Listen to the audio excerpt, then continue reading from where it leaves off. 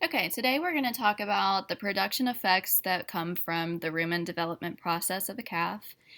As a little bit of background, in the typical dairy cow, we will let her give birth, have that calf take in some colostrum, and then start them on milk replacer, ultimately transitioning them through grain.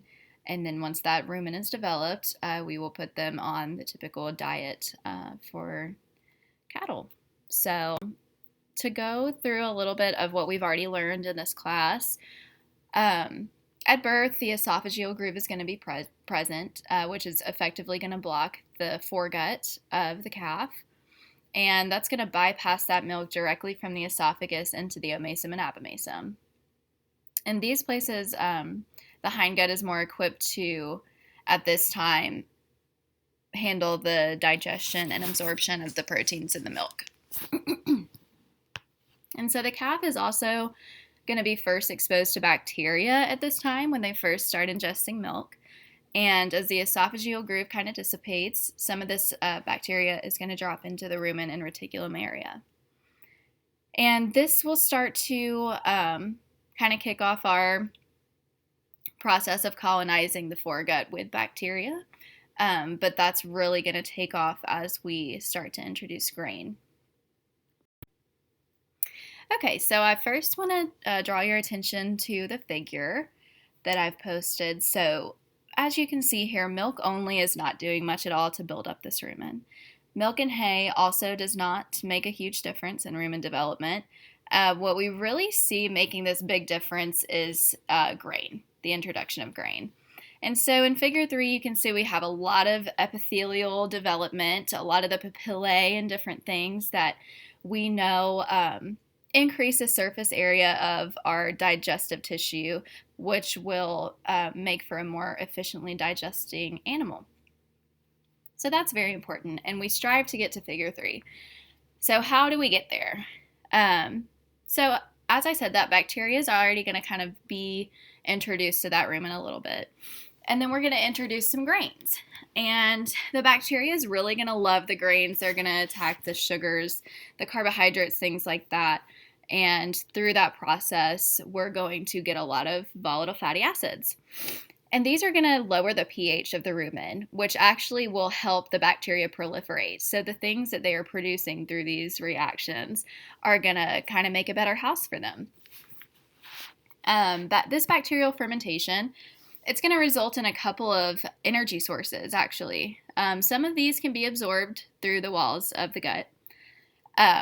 But really at this time, while we're developing the rumen, this is not going to be a source of energy that is going to be sufficient by any means for the calf. So we are still going to be feeding milk at the same time.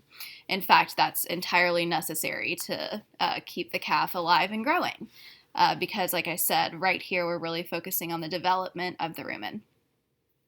One of those energy sources that's going to come from this process is actually butyric acid.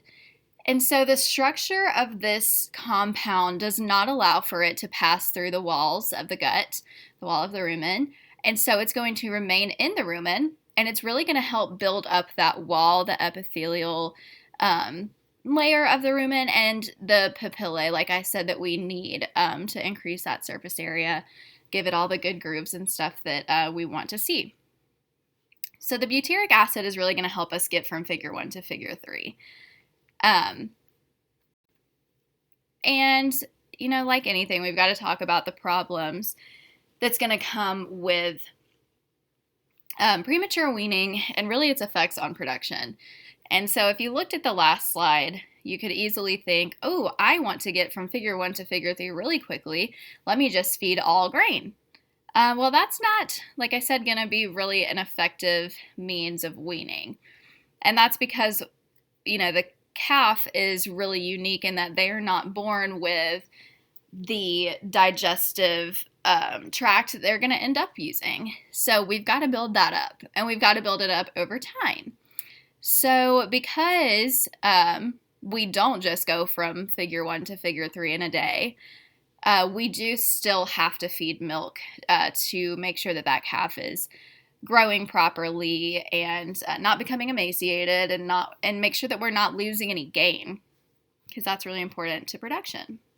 So the way that we do that, and really, let me draw your attention first to this figure. It really shows us that once we feed some solid feed like starter grain, that's when we're going to see this biota really take off. So we do need some time between that solid feed and weaning to make sure that these guys all get in there, start fermenting, and start doing their job. And make sure that that rumen is really developed. So phasing into grain allows for us to continue to meet energy requirements, continue to gain, without losing, any productive value. However, the problem comes in because, you could say, well, why don't we just feed milk the whole time until we know for sure that they are totally developed up and, just really make sure that we keep feeding them the protein with milk, and that sounds like a good idea. Well, the problem with that is that grain gain is a lot cheaper than milk replacement gain. So the milk replacer is not cheap, and it's certainly not cheap once we start looking at it in that gain ratio. So the weight gain that we see from eating grain once it's at the correct time in their development is going to be a lot more effective for our productive means.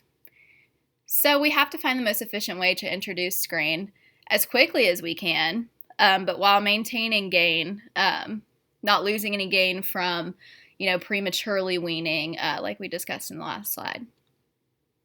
So the way we do this is we use some strategies. We look at everything that we know already, and we decide, okay, when can we first introduce this grain, and when can we effectively remove the milk replacer?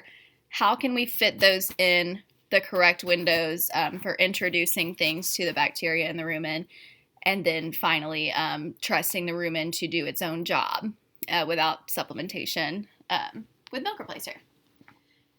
So the industry has focused on this, done a lot of studies, and they have come up with the early weaning strategy, which suggests that you introduce starter grain at about 2 weeks of age, and then wean fully about 3 to 4 weeks afterwards.